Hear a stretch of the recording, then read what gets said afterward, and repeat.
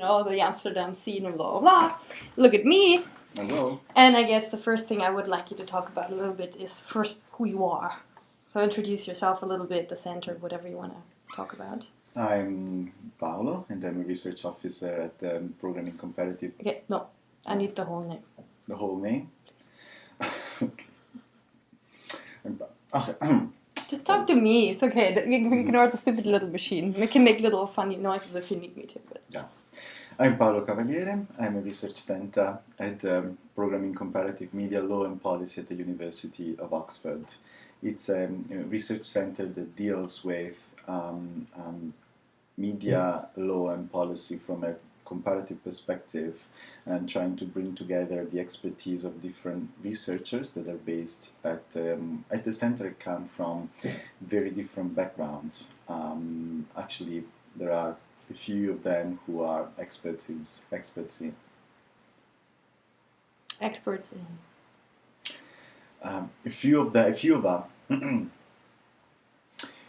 some of us are experts in media studies, development studies, African studies, and personally I try to contribute to the project with my background, which is in media law and more specifically in European media law. So I mostly focused in my research in European regulatory models of media industries, and we also try to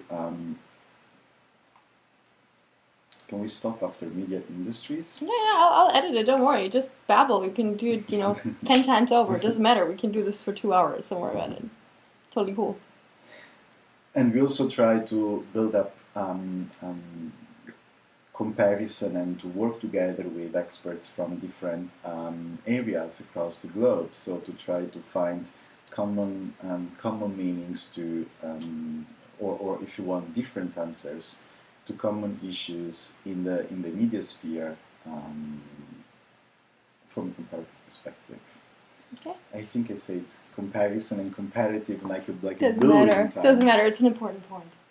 Could you reflect a little bit on how the work that the center or you are doing relates to issues of peace building, of post-conflict societies, environments? Why does media research matter? The media sphere is not just one of the. It's not just one industry like any other. It has a further significance in the social life of any community or any state.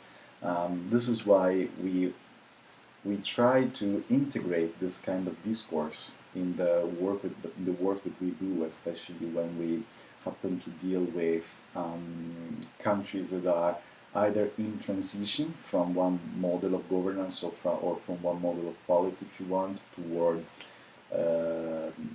another. I'm thinking of the likes of China, for instance, or when we happen to work with conflict and post-conflict societies, as we have been doing for quite some time now with a few projects on Somalia.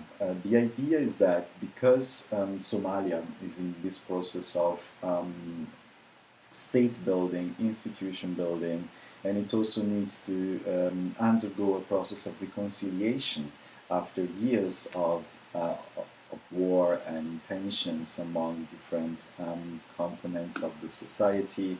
The media sector, the media sphere can greatly contribute to foster a sense of communal identity and communal belonging and contribute to the process of pacification and governability of the country.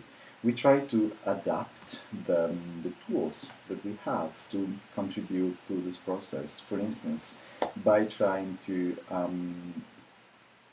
discuss how international standards can be applied to the specific context, and taking into consideration the specificities of the local culture, of the local environment, of the traditional sets of norms and social dynamics, and to see how well these standards can integrate and can actually be readapted without betraying the meaning and the significance that they have, but actually by building upon the potential that each society can have with its own peculiarities, provided that they are carefully considered and possibly brought into a wider approach to media, law, and policy making.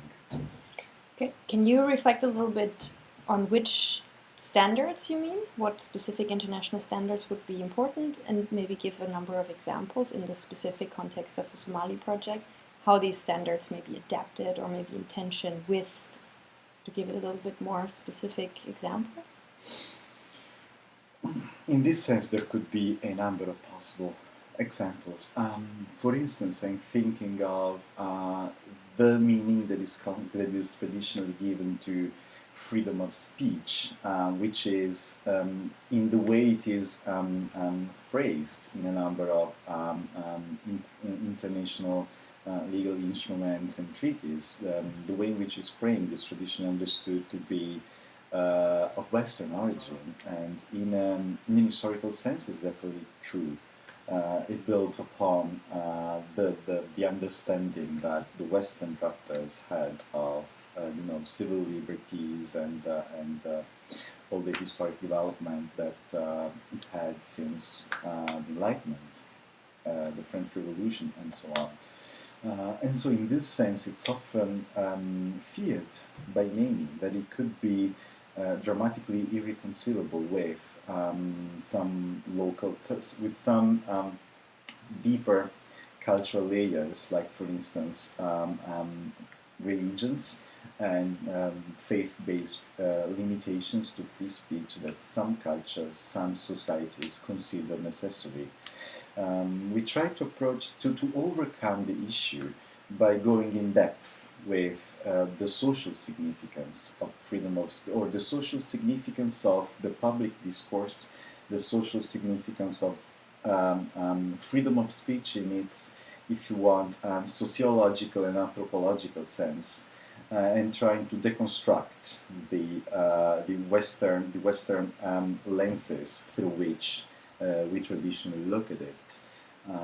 For us Westerns, freedom of speech basically has the meaning of a free marketplace of ideas, where different opinions can legitimately compete against each other. And the purpose itself of freedom of speech as a legal standard is to allow this concurrence of different opinions. But if you look at different societies, the ultimate purpose of freedom of speech can be different. Can be, for instance, in some cases, not to have a concurrence of opinions, but to have to pursue the truth, to tell the truth. For some cultures different than ours, the purpose of freedom of speech is to tell the truth.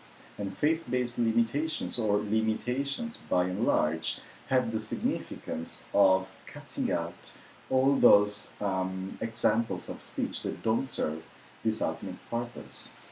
And in this sense, it becomes, or I believe, it turns a bit easier to understand why some limitations are provided for in different legal systems, but also to understand that maybe the mechanism at stake is not so different than what we do, because also in Western systems, and especially in the European legal systems, limitations to free speech are also provided traditionally. For instance, for the protection of minors, defamation, the prohibition of defamation is a limitation to free speech.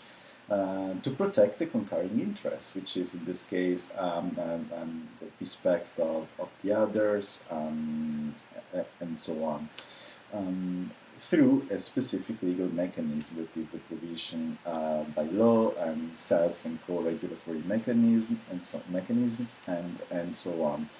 We believe that by going in depth and reaching the ultimate sociological understanding of why some legal toolkits are provided, you can actually reach the roots of them and the different understandings of legal norms in different cultures, but also reach a point in which they can be reconciled, because maybe even if they the materialization of them in positive norms are very different from one case to another, the rationales, the naked rationales can be much closer to each other than it seems. And so in this way,